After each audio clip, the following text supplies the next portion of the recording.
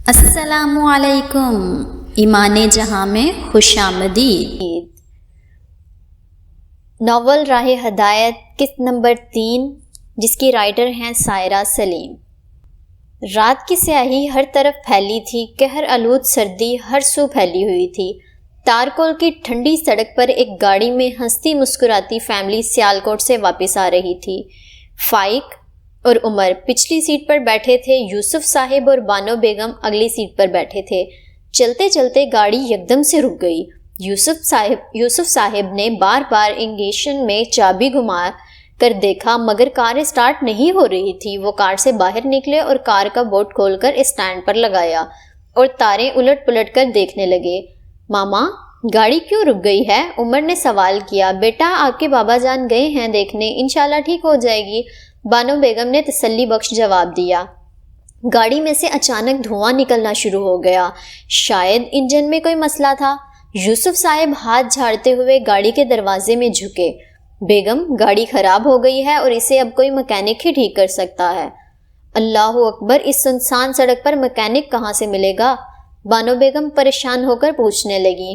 میں دیکھتا ہوں، آپ بچوں کا دھیان رکھیں۔ بانو بیگم نے سر اس بات میں ہلا دیا۔ ہر جانب گہری دھند چھائی ہوئی تھی، کچھ بھی دیکھنا مشکل لگ رہا تھا۔ یوسف صاحب تھوڑی سی ہی دور گئے جا کر غائب ہو گئے۔ دھند کی وجہ سے ان کا سراپا چھپ گیا تھا۔ بانو بیگم کو وہ نہیں دکھے تو پریشانی سے فون ملانے لگی، تو فون ادھر گاڑی میں ہی بھول رہا تھا۔ ان کی پریشانی مزید بڑھ گئی۔ عمر بیٹا، آپ فائق کا دھیان رکھنا، میں بابا کو فون دے کر آتی ہوں تاکہ وہ ہم سے رابطہ کر سکیں۔ بانو بیگم نیچے اتری اور قدم قدم چلنے لگیں۔ تھوڑی دور انہیں لگا کوئی شخص کھڑا ہے اور غور کرنے پر پتہ چلا کہ وہ یوسف صاحب ہی ہیں۔ وہ آگے بڑھیں تو انہیں کسی بڑی گاڑی کی ہیڈ لائٹس دکھائی دیں اور وہ گاڑی یوسف صاحب کی جانب آ رہی تھی۔ بانو بیگم پریشانی سے انہیں آوازیں دینے لگیں، لیکن ان تک آواز نہیں جا رہی تھی۔ وہ بھاگ کر ان کو بچانے گئیں۔ یوسف صاحب کی نظر اچانک بائیں جانب پڑی تو ان کی آنکھیں چدھیا گئیں۔ ان کو اس وقت سمجھ نہیں آ رہا تھا کہ وہ کیا کریں۔ اچانک انہیں ایک زوردار دھکا لگا اور بانو بیگم کا پاؤں کسی پتھر سے ٹکرایا۔ وہ ان کو بچانا چاہ رہی تھی، لیکن وہ خود بڑے پتھر سے ٹکرا گئیں۔ بڑا ٹرک جس کا ڈرائیور نشے کی حالت میں ڈرائیو کر رہا تھا، اس نے دونوں کے اوپر سے ٹرک بے دردی سے چڑھا دیا۔ بانو بیگم کی ایک زوردار چیخ نکلی جو عمر کی سماعتوں سے ٹکرائی۔ ماما جان! اس کا دل زور زور سے دھڑک رہا تھا، چہرہ پسینے سے شرابور ہو گیا تھا۔ عمر تب 16 سال کا تھا اور فائق بے فکری سے اپنے بھائی کی گود میں سر رکھ کر سو رہا تھا۔ وہ ٹرک اتنا بھاری تھا کہ اس نے ان دونوں کو بری طرح کچل دیا تھا۔ ایک طرف بانو بیگم پڑی تھی، خون سے لت پت، ان کے بازو، ٹانگیں، کمر تک کی ہڈیاں ٹوٹ چکی تھیں۔ وہ آنکھیں کھولے آہستہ آہستہ سانس لے رہی تھیں اور یوسف صاحب کا سر کچلا گیا تھا۔ وہ اسی وقت خالق حقیقی سے جا ملے تھے۔ عمر کو بہت گھبراہٹ ہو رہی تھی۔ اس نے فائق کا چہرہ ہلکا سا تھپتھپایا۔ فائق اٹھو، مجھے گھبراہٹ ہو رہی ہے۔ فائق تھوڑی سی آنکھیں کھول لی، پھر سے سو گیا۔ بھائی تنگ نہ کریں، فائق اٹھو، ماما بابا ابھی تک نہیں آئے، مجھے ماما کی چیخ کی آواز آئی تھی، میرا دل گھبرا رہا ہے، کہیں انہیں کچھ ہو تو نہیں گیا۔ فائق ماما کے بارے میں سن کر فوراً اٹھ کر بیٹھ گیا۔ ماما بابا ٹھیک تو ہوں گے نا بھائی؟ مجھے نہیں پتا فائق۔ عمر کے حلق میں آنسو روکنے کے باعث درد ہو رہا تھا۔ اچانک اس کی نظر بانو بیگم کے فون پر پڑی۔ اس نے جلدی سے موبائل پکڑا اور بابا کے نمبر پر کال ملانے لگا۔ سڑک کے دوسرے کنارے پڑا موبائل بار بار بج رہا تھا۔ اس کی فرنٹ سکرین ٹوٹ گئی تھی۔ وہاں پر کال ریسیو کرنے والا تو اللہ کو پیارا ہو گیا تھا۔ عمر نے 10 سے 15 بار کالز کی، پھر کوئی کال نہیں اٹھا رہا تھا۔ اس نے ہمت کی اور فائق کا ہاتھ زور سے پکڑا۔ تیز تیز قدم چلتا سڑک کی جانب بڑھنے لگا جہاں اس نے اپنے ماما بابا کو جاتے دیکھا تھا۔ چند قدم چلنے کے بعد اسے 2 وجود نظر آئے جو سڑک پر پڑے تھے۔ عمر کا دل پھٹنے کے قریب تھا اور فائق، وہ تو بس ان محبت سے وجودوں کو مسلسل دیکھے جا رہا تھا۔ اس کے بابا کی آنکھیں بند تھیں اور ماما نے آنکھیں ہلکی سی کھولی ہوئی تھیں، آخری سانسیں لے رہی تھیں۔ فائق عمر کا ہاتھ چھڑوا کر اپنے بابا کے پاس بھاگتے ہوئے گیا۔ بابا آپ اپنے فائق کو چھوڑ کر نہیں جا سکتے۔ اس نے ننھے ہاتھوں سے اپنے باپ کا ہاتھ زور سے پکڑا تھا، چہرہ خون سے لت پت تھا۔ اس نے کپڑوں سے اپنے بابا کو پہچانا تھا۔ بابا جانی اٹھ جائیں نا، آپ کا لاڈلا آپ کے بغیر نہیں رہ سکتا بابا، پلیز آپ کو اللہ کا واسطہ ہے۔ وہ یوسف صاحب کے سینے پر سر رکھ کر اونچی اونچی رو رہا تھا اور عمر وہ بھاگ کر دور پڑی اپنی ماں کے پاس گیا۔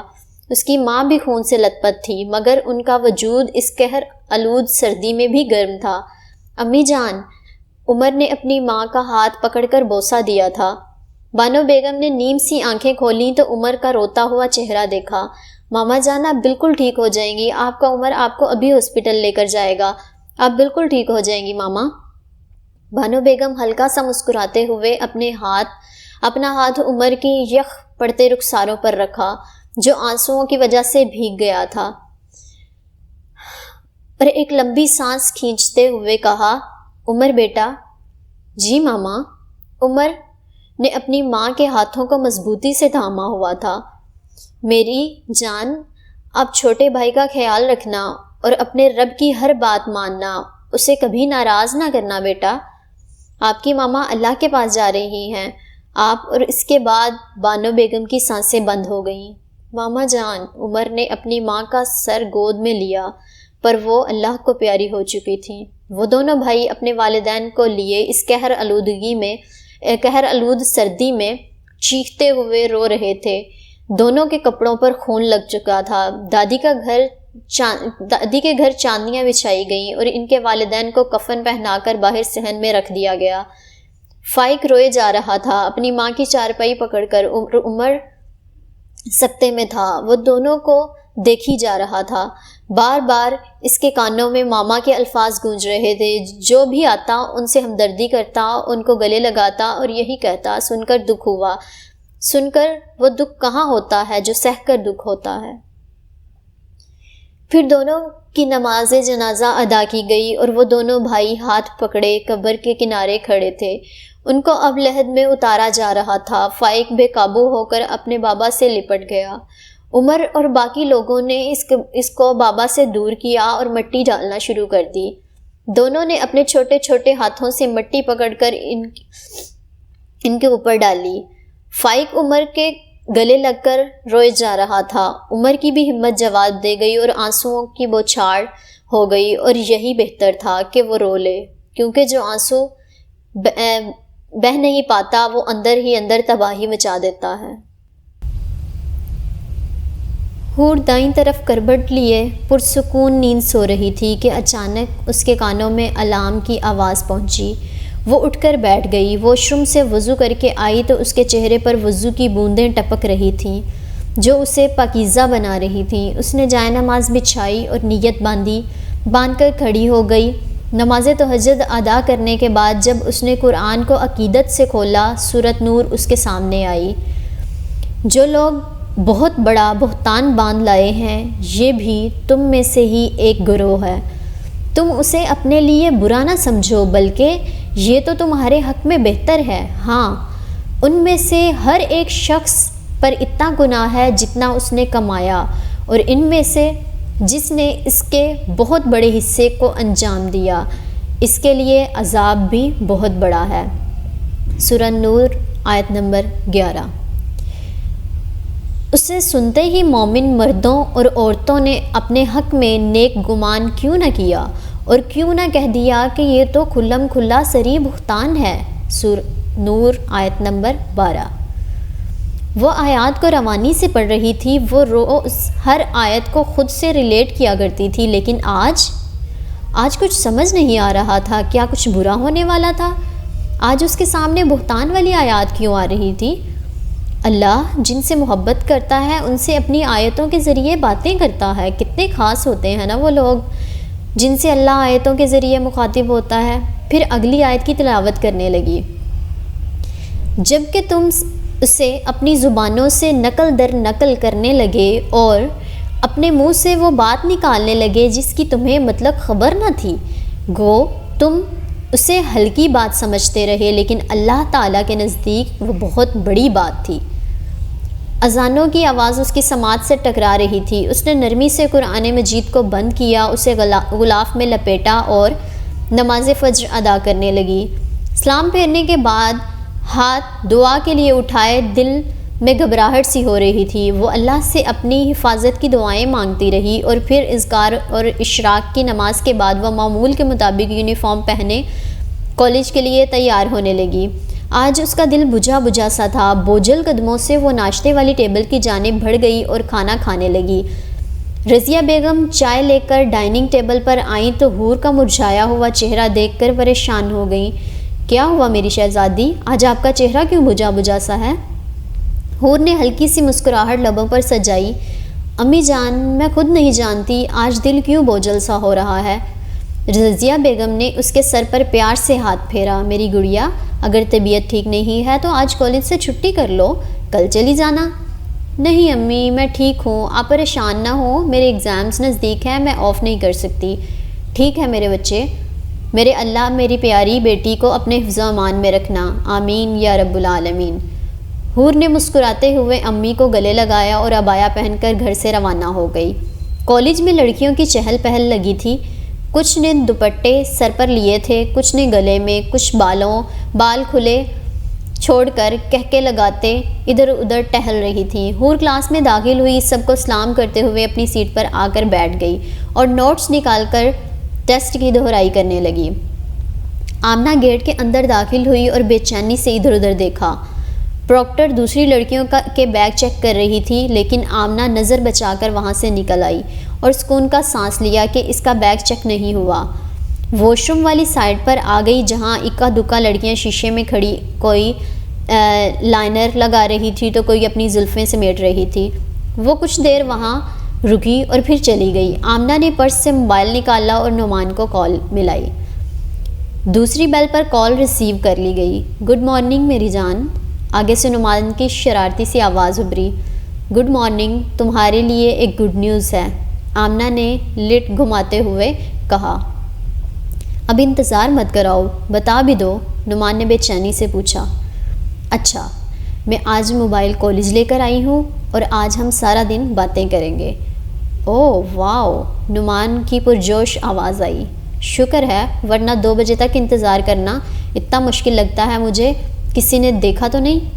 آمنہ کو کوئی بھی پکڑ نہیں سکتا، کسی کے اندر بھی اتنی ہمت نہیں آئی کہ وہ مجھے روکے، وہ بڑے نازو انداز سے کہہ رہی تھی۔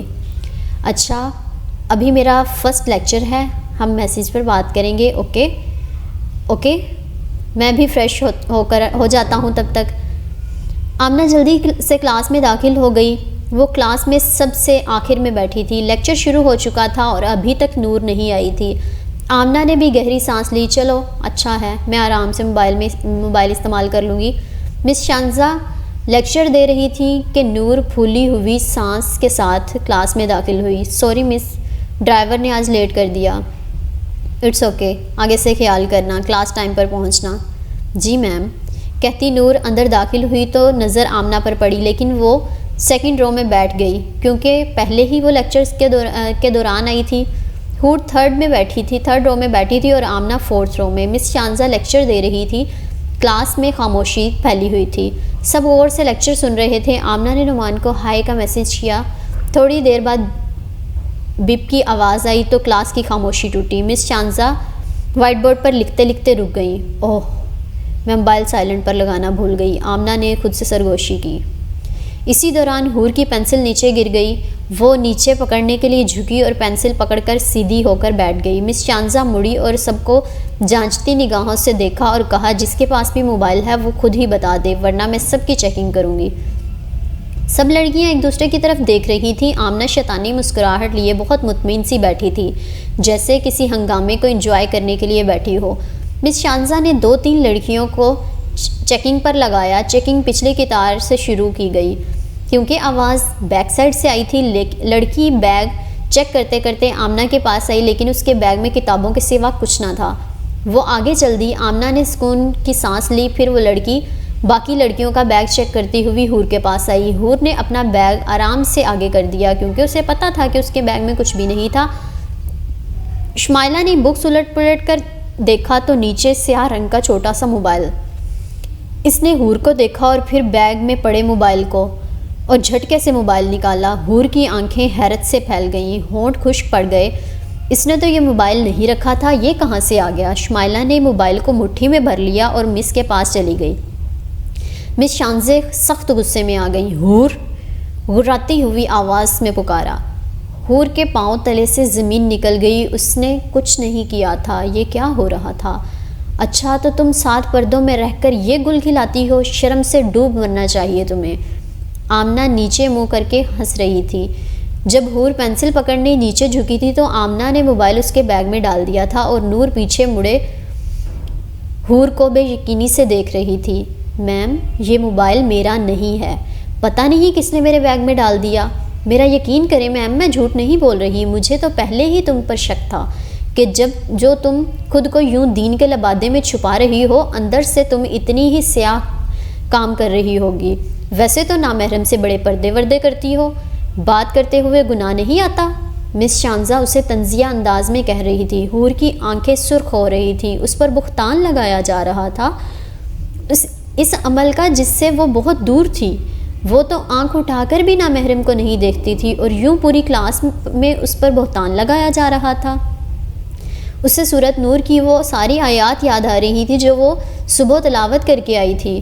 تو کیا اللہ اسے الرٹ کر رہا تھا؟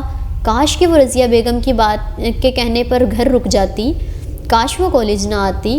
میں نے بہت سی دیکھی ہیں ایسی لڑکیاں جو پردہ صرف اپنے سیاہ عمل کو چھپانے کے لیے کرتی ہیں تاکہ وہ لوگوں میں مقبول رہیں۔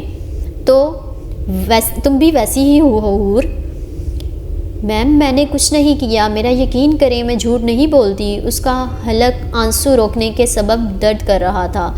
مجھے پتا ہے کہ تم کتنی پارسا ہو۔ چلو پرنسپل کے آفس، انہیں بھی تو پتہ چلے تم کیا گل کھلا رہی ہو، اور تمہارے والدین کو بھی بلاتے ہیں۔ مس شانزہ اسے پرنسپل آفس میں لے گئی۔ پرنسپل کال پر بات کر رہی تھی، فارغ ہو کر ان کی طرف متوجہ ہوئیں۔ جی کیا مسئلہ ہے مس شانزہ؟ مس شانزہ نے موبائل ان کی طرف بڑھایا۔ یہ کس کا موبائل ہے، اور حور کو کیوں ساتھ لائی ہیں آپ؟ میم، یہ حور کا موبائل ہے اور کلاس میں یہ اپنے بوائے فرینڈ سے بات کرتے ہوئے پکڑی گئی ہے۔ حور، کیا یہ سچ ہے؟ پرنسپل نے بے یقینی سے اس کی طرف دیکھا۔ حور کی آنکھوں سے آنسو بہنے لگے۔ نہیں میم، یہ میرا نہیں ہے، پتہ نہیں کس نے ڈالا میرے بیگ میں۔ میم، آپ تو جانتی ہیں نا میں ایسی نہیں ہوں۔ میم پلیز آپ یقین کر لیں مجھ پر۔ پرنسپل نے میسیجز اوپن کیے اور پڑھنے لگی۔